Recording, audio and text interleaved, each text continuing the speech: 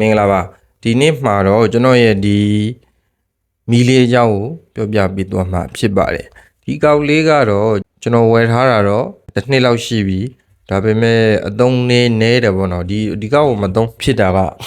ကျွန်တော်ဒီနောက်ကဒီ green screen ပေါ့နော်ဒီအစိမ်းရောင်ပိတ်စာကြီးဝယ်လိုက်တော့ကျွန်တော်ဒီကောက်ကို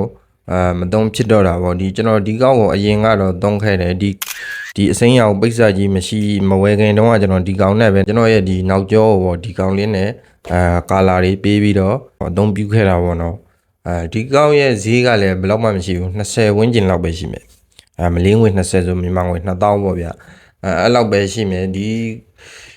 တော်တော်လေးလည်းအဆင်ပြေတယ်လင်းအားလည်းကောင်းတယ်ပြီးတော့သူကကျွန်တော်သုံးလာတော့ဒီမှာ power bank နဲ့ပဲ power bank နဲ့ကိုထိုးမယ်ပြီးရင်ခလုတ်ဖွင့်မယ်ပြီးရင်ဒီမှာ on off လေဒီကလုပ်လို့ရတယ်ဗျအဲ့လိုမျိုးပဲဆိုတော့ဒီကောက်ရဲ့မီးလင်းတဲ့ပုံစံလေးကိုတစ်ချက်လောက်ပြပေးပါမယ်အပြင်ကမီးရေဖွင့်တာတော့အလင်းမပေါက်ဘူးဖြစ်နေတာပေါ့နော်ဆိုတော့အပြင်မီးကိုပိတ်ပြီးတော့ဒီကောက်ကိုဖွင့်ပြပါမယ်ဒီကောင်က series က3 line ပါတယ်ဒီမှာအနီရောင်တစ်လိုင်းရယ်အစိမ်းရောင်တစ်လိုင်းရယ်အပြာရောင်တစ်လိုင်းရယ်အနီကျတော့သူ့မှာအရောင်တွေကအများကြီးပါသေးတယ်ပေါ့နော်အနီလိုင်းမှာဆိုလို့ရှိရင်အနီလိုင်းကအရောင်ဒီကောင်အစိမ်းလိုင်းကကျတော့အစိမ်းလိုင်းကအရောင်တွေအမျိုးမျိုးပါဒါအပြာရောင်လိုင်းကြတော့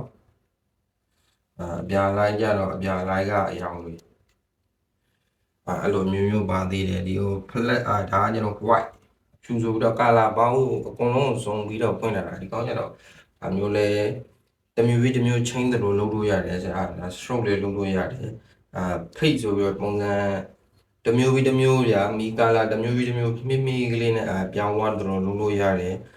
ဒီလို smooth ဆိုပြီးတော့လည်းလုပ်လို့ရတယ်เนาะဆိုတော့ဒီကောက်လေးကဈေးလဲတိတ်မကြည့်ဘူးစိတ်ဝင်စားတယ်ဆိုလို့ရှိရင်တော့ဝယ်ပြီးတော့သုံးကြည့်ကြပေါ့နော်မသုံးဘူးသိရင်လည်းသုံးကြည့်ကြပေါ့တော်တော်အဆင်ပြေတယ်ဒီကောက်မှာတိုက်လေးကလည်းအနေအမြင်လုပ်လို့ရတိတ်အရှိကြီးတော့မဟုတ်ဘူးဒါအဓိကတော့မဟုတ်ပါဘူးဒီကားလာဒီကောင်လေးကတော့တော်တော်အဆင်ပြေတယ်ကျွန်တော်တခါတော့ကဒီ TikTok တွေပါတယ်မှာ live လွှင့်တုန်းကဆိုရင်လည်းဒီအခန်းမီးတွေအကုန်ပိတ်ပြီးဒီကောင်နဲ့ပဲလုပ်ခဲ့တာပေါ့တော်တော်အဆင်ပြေတယ်ဆိုတော့စမ်းကြည့်ကြဖို့အကြံပေးလိုပါတယ်နောက်ဗီဒီယိုနဲ့ပြန်တွေ့ကြပါမယ်